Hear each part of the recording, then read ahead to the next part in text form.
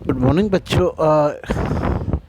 10th class student, आज हम लोग देखेंगे फीमेल रिप्रोडक्टिव सिस्टम। इससे पहले की जो क्लास थी उसमें आप लोगों ने मेल रिप्रोडक्टिव सिस्टम देखा था। आज हम लोग स्टडी करेंगे फीमेल रिप्रोडक्टिव। चलिए, तो जहाँ तक फीमेल रिप्रोडक्टिव सिस्टम की बात है तो ये बच्चों मेल रिप्रोडक्टिव सिस्टम से ज़्यादा कॉम्प्लेक्स होता है, ज़्यादा कॉम्प्लेक्स स्ट्रक्चर होती है। तो चलिए हम लोग स्टार्ट करते हैं। The function performed by the female reproductive system are more complex than those performed by the male reproductive system these involves. तो जो फीमेल रिप्रोडक्टिव सिस्टम होता है, फीमेल रिप्रोडक्टिव सिस्टम इन्वॉल्व इसके अंदर कौन कौन से जो प्रोसेस होती हैं वो होती हैं। तो सबसे पहले हम लोग देखेंगे प्रोडक्शन ऑफ ओवा। ये आपका फीमेल सेल होता है, female sex cell. Acceptance of the sperm from the male, carrying of the movement of the sperm into egg and bearing post fertilisation process and to produce baby. तो इस प्रकार से formation of ova, male से sperm को ग्रहण करना and जो sperm है और उसका एग का फर्टिलाइजेशन होना, और फर्टिलाइजेशन के बाद में जो आपका एम्ब्रियो है, एम्ब्रियो का डेवलपमेंट। तो ये सभी प्रोसेस जो होती हैं वो आपके फीमेल रिप्रोडक्टिव सिस्टम का एक हिस्सा होती हैं। The various organ associated with the female reproductive system are. तो जो फीमेल रिप्रोडक्टिव सिस्टम है, फीमेल रिप्रोडक्टिव सिस्टम में अगर हम बात करें तो मेन ऑर्गन जो होते हैं वो आपके ओवरीज, नंबर 2 आपका फॉलिपियन ट्यूब, और नंबर 3 इज़ यूट्रस, और नंबर 4 इज़ वेजाइना। तो there are main 4 part consist of female reproductive system.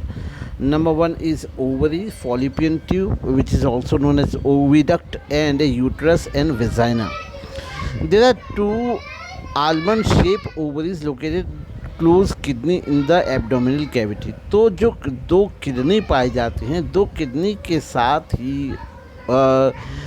Almond, बादाम के शेप की कह सकते हैं, बादाम के शेप की किडनी के पास में एब्डोमिनल कैविटी में 2 स्ट्रक्चर पाए जाते हैं जिनको हम ओवरीज कहते हैं। These are attach to the uterus with the help of ligament. और ये जो ओवरीज होती हैं वे लिगामेंट की सहायता से ओवरी जो होती हैं वो यूट्रस के साथ जुड़ी हुई होती हैं। यहाँ पे आप देख सकते हैं, ये आपकी जो स्ट्रक्चर है ये आपकी ओवरी है, ये स्ट्रक्चर ओवरी है, और ओवरी जो हैं वो आपके इस पार्ट में जो अटैच हैं ये आपके लिगामेंट की सहायता से अटैच हैं। तो ये आपका यूट्रस है। तो हम लोग देख सकते हैं कि ये जो ओवरीज होते हैं, ओवरी आपके जो जो स्ट्रक्चर है वो लिगामेंट की सहायता से यूट्रस के साथ कनेक्ट होती हैं। Ovaries perform dual function. जो ओवरीज होती हैं वो 2 प्रकार से काम करती है। एक प्रकार से the production of the female gamete called ओवा। तो जो ओवरी होती है, ओवरी फीमेल गैमेट प्रोड्यूस करती है जिसको हम ओवा कहते हैं, और जिसका जो ओवा एक प्लूरल वर्ड है, इसका सिंगुलर ओवम होता है। And secretion of female hormone. और यहाँ से जो ओवरी है, ovary is responsible for the secretion female hormone name oestrogen और प्रोजेस्ट्रॉन। तो यहाँ से एस्ट्रोजन और प्रोजेस्ट्रॉन नामक हार्मोन भी रिलीज होता है। Each ovary is consist of ovarian follicle which contain ovum surrounded by the follicle cell. तो जो प्रत्येक ओवरी होती है वो फॉलिकल, ओवेरियन फॉलिकल से मिलकर बनी होती है, और जिसमें ओवम फॉलिकल सेल के द्वारा सराउंडेड रहते हैं। At the puberty follicle undergo maturation and produce ओवा। और यहाँ पर मैचुरेशन पर जो मैचुरेशन की जो अवस्था होती है उसको हम प्यूबर्टी कह सकते हैं। प्यूबर्टी की एज में जो फॉलिकल होता है, फॉलिकल जब मैच्योर हो जाता है तो आपका ओवा प्रोड्यूस करने लगता है। Near the posterior end of the ovary lies a funnel like structure which leads to into a long evoluted known as fallopian tube. और यहाँ पर हम एक जो अगर देख सकते हैं तो ये एक स्ट्रक्चर है, ये ओविडक्ट जिसको फॉलिपियन ट्यूब कहते हैं। ये तो ओवरी के साथ ये स्ट्रक्चर और ये आप जुड़ी होती है, इसको हम कहते हैं फॉलिपियन ट्यूब। ये आपकी सबसे पहले बच्चे देख लें, ये जो स्ट्रक्चर है इसको हम जो बात करें यहाँ पे आपका फर्टिलाइजेशन होता है तो ये आपकी होती है ओविडक्ट या फॉलिपियन ट्यूब। जो फॉलिपियन ट्यूब होती है, फॉलिपियन ट्यूब एक स्ट्रक्चर होती है जो कि आपकी एक लंबी एक इवोल्यूटेड ट्यूब लाइक स्ट्रक्चर होती है। फॉलिपियन ट्यूब की लंबाई अगर हम कहें तो फॉलिपियन ट्यूब की जो लंबाई होती है वो 10 से 13 सेंटीमीटर तक होती है। ये मस्कुलर होती है और ये आपका यूट्रस में ओपन होती है। जो यूट्रस है, यूट्रस में ओपन होती है fallopian tube. The main function is to bring the egg for fertilisation. और इसका जो मुख्य काम होता है वो एग को फर्टिलाइजेशन के लिए तैयार करना होता है। Uterus is a large muscular organ which lie behind the bladder and open into the vagina.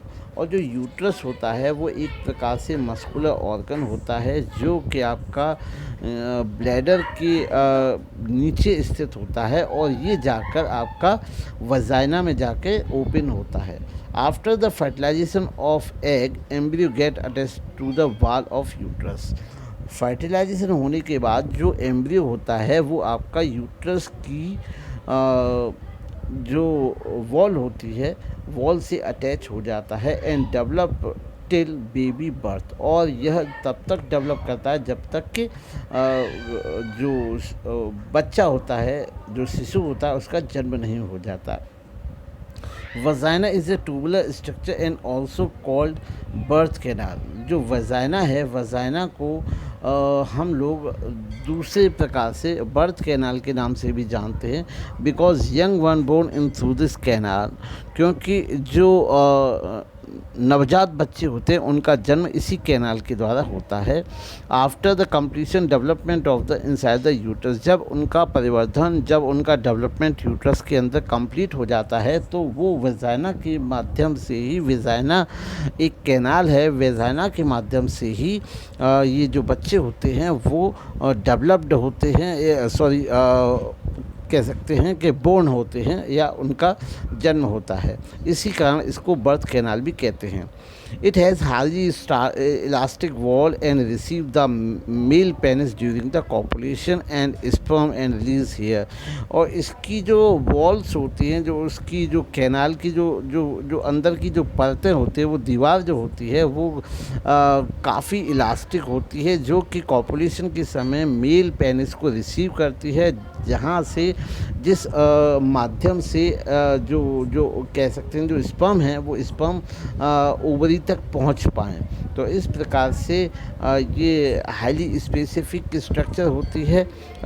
तो यहाँ पर एक इलास्टिक वॉल्स पाई जाती हैं जिनमें जो कॉपुलेशन के दौरान इलास्टिक होने के कारण जो मेल पेनिस को रिसीव करती हैं और मेल पेनिस को रिसीव करने के बाद ये स्पर्म को ओवरी तक पहुंचाने का काम करते हैं। The female urinary opening, urethra and vaginal opening are separate. जो फीमेल होती हैं, फीमेल में यूरिनल ओपनिंग अर्थात जिसको हम यूरेथ्रा और वेजाइनल ओपनिंग अलग अलग होती है। Sexual cycle in the female. चलो अब हम देखते हैं sexual cycle in the female, जिसको हम मेंस्ट्रुअल साइकिल भी कहते हैं।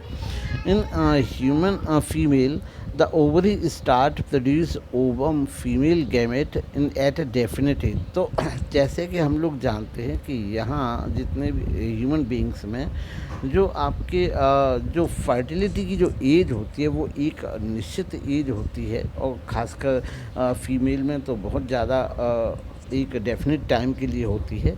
तो अगर हम बात करें तो ये फीमेल में जो फर्टिलिटी की, अर्थात हम कह सकते हैं कि जो गैमेट प्रोडक्शन की जो एज होती है वो लगभग 10 से 12 वर्ष की आयु में स्टार्ट हो जाती है, और इस एज को हम प्यूबर्टी भी कहते हैं।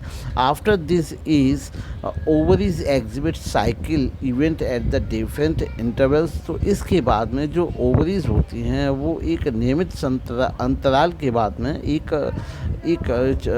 कह सकते हैं कि साइकिल, एक चक्र का एक प्रदर्शन करती हैं या करती हैं। The ovarian follicle grows to mature follicle. जो ओवेरियन फॉलिकल होता है वो एक मैच्योर फॉलिकल में तब्दील हो जाता है। Usually one mature follicle develops to surround one ovum. और एक मैच्योर फॉलिकल एक ओवम को प्रोड्यूस करता है, एक को डेवलप करता है। The maturing ovum in the form of one और two ovaries. Maturing ovum is form one of two ovaries. तो जो ओवम होता है वो किसी एक जो ओवरी में उसका निर्माण होता है, दोनों में से किसी एक में निर्माण होता है। The ovum then released from the respecting ovaries to proceed called ovulation. तब ये जो ओवम होता है वो रिस्पेक्टिव जिसमें बना है उसमें ओव्यूलेशन के लिए भेज दिया जाता है या चला जाता है। At the same time a cycle event takes place other parts of the female reproductive organ like uterus and vagina.